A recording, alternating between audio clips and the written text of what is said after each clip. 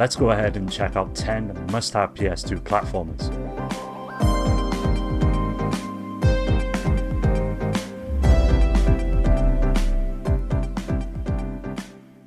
This little platformer sees you taking up the fight as a ninja, who is set on taking down an evil emperor known as Odo. After harassing his kingdom for so long, the ninja sets out on an adventure to ultimately bring an end to his evil schemes. Along the way, you come into contact with several items known as Rage Stones that grant the player a whole range of diverse powers, and it soon becomes apparent that the acquisition of these stones plays a vital part in the adventure, thanks to each and every one offering something new and opening up the gameplay in ways you wouldn't thought possible. Apart from the usual running and jumping that you would expect from a platformer, your ninja possesses a variety of acrobatic abilities, which help you traverse the environment and overcome the diverse set of enemies you'll be encountering. Your arsenal is made up of a sword and a grappling hook, which soon become essential in progressing through each level, as well as access to more weapons, such as explosive darts and ninja stars that aid you even further. If you missed out on this gem back in the day, now is the perfect time to pick it up and give it a go.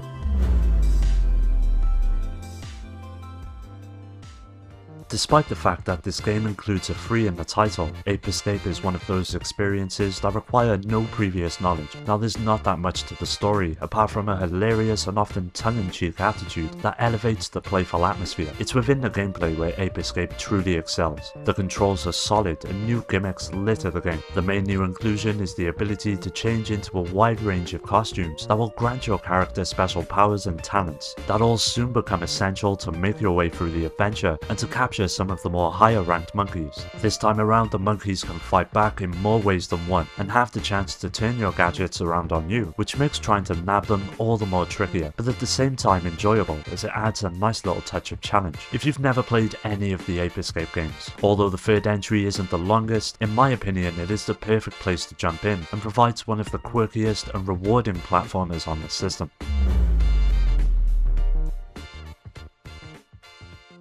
In Psychonauts, you play as Raz, a 10-year-old boy who just happens to have psychic abilities. However, his father doesn't approve of his psychic nonsense, so Raz decides to run away and take part in a camp specifically for psychics. Now the gameplay is definitely like any other in the genre, thanks to the multitude of abilities at your disposal. At first, Raz doesn't possess many of them, but as you go on through the adventure, you'll develop new powers that you must utilize in order to solve simple puzzles and wreak havoc on anything that stands in your way. Exploration is a huge part of the game, and in my eyes this is what steals the show, but the gameplay is quite varied when looking at it as a whole. Some levels will be purely based around combat, others just platforming or puzzle solving and psychic combat. However, each level manages to add a little bit of each element, which soon results in you becoming adjusted to the many powers at your fingertips. All in all, the gameplay is quite easily one of the best aspects of the adventure, although sometimes it can be a little bit challenging, mostly due to the game not even giving you hints as to what you're supposed to do, but it all soon comes together to present one of the best platformers available on the PlayStation 2. Ghost of Glory sees you taking on the role of Maximo. Upon returning to his home from a war, he finds his empire taken over by his former advisor, who has also taken his girl, Sophia, and forced her to marry him. Now the story isn't going to win any awards, but what Maximo gets right is the downright addictive gameplay that it presents. First, you've got your platforming basics that consist of traversing each environment and collecting a wide range of armor and items that all alter your effectiveness within the world. Then you also have the several action elements, such as slashing enemies multiple times to kill them, finding new techniques, and ultimately transforming Maximo into a formidable force. But what will stick with you is the sheer level of difficulty that the game offers. It's no ride in the park, and the experience is all the better for it. Don't get me wrong, it's not perfect, but the pros far outweigh the cons when playing the game. If you're looking for a tough, fun, balls-to-the-wall platformer that will test your patience, then look no further. But if you're looking for one a little less merciless, you need to look somewhere else, as Maximo pulls no punches.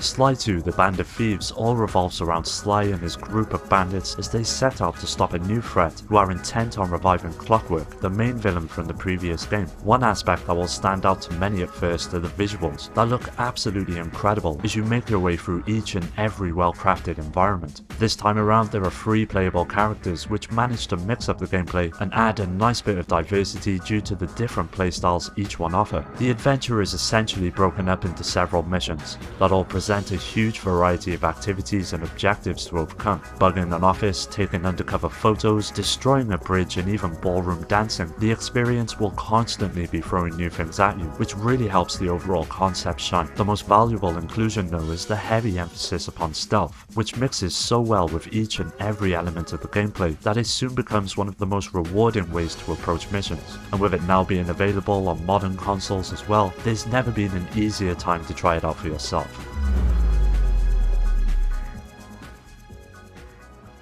Mega Man X8 sees you taking on the role of several characters as you set out across a wide range of levels that ultimately bring an end to a villain known as Sigma. The first thing many will notice is the unforgiving level of difficulty that is present throughout the game. At first it can be quite daunting, and it's bound to result in some players just simply giving up. But if you utilize each and every ability at your fingertips, as well as practice a bit of patience, Mega Man X8 soon becomes one of the most rewarding entries in the series. Several RPG elements are also added into the mix, such as different armor sets and upgrades that slowly over time improve your efficiency within the world and your chances of eventually overcoming everything in your path. Now, no Mega Man game would be complete without a series of bosses that test you to the limit, and X8 is no exception. Each one is meticulously designed both visually and mechanically, and force you to study their movements and attacks in order to find an opening to unleash your counter. If you're a fan of the series, X8 is a no-brainer, and will surely satisfy those looking for something challenging.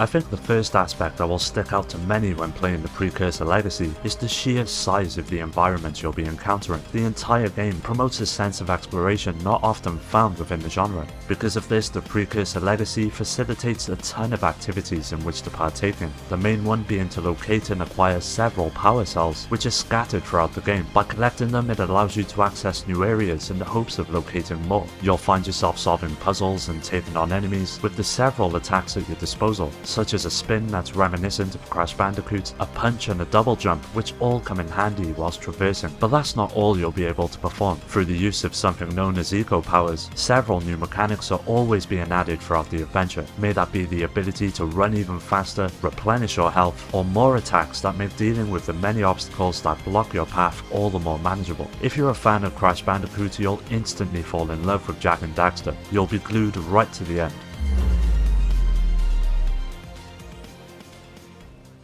Tokobot Plus is a platformer that originally began life on the PSP. You take up the role of a young boy named Bolt and are tasked with bringing down an evil robot known as Zero with the help of his little robots called Tokobots. These little critters have a huge range of abilities that aid Bolt throughout the adventure, the main one being known as combinations that sees them all joining together, and this is what will help Bolt achieve his goal. From solving puzzles, taking on enemies, and helping traverse the environment, the Tokobots are essential to navigate through each, and they soon become an integral part of the overall adventure. Now, it's not the finest 3D platformer on the system by any means, and at times it can suffer due to a few technical hiccups, but if you can manage to look past some of its shortcomings, it is well worth a playthrough. Ratchet & Clank Up Your Arsenal is a platforming shooter that sees you setting out to stop the villainous Dr. Nefarious and his plans for galaxy-wide domination. A comedic tone permeates throughout the entire experience, right down to each location and individual characters you'll be meeting, and whilst the gameplay mainly revolves around battling enemies, it still offers a wide variety of things to do, such as solving puzzles using a device known as the Hacker, unlocking the many hidden treasures scattered throughout each level, or my personal favourite activity, playing some of the video comics, which are within themselves a series of minigames that help the minute-to-minute gameplay from becoming stale. Adding to all of this is the replay value that is presented as well. After finishing your first playthrough, you're given the option to play a second time in challenge mode, where you'll be met with new weapons, new features, and a second chance to locate the long list of hidden items throughout the game. On top of all of this, there is also a multiplayer mode, which all adds up to make Up Your Arsenal one of the greatest platformers on the system.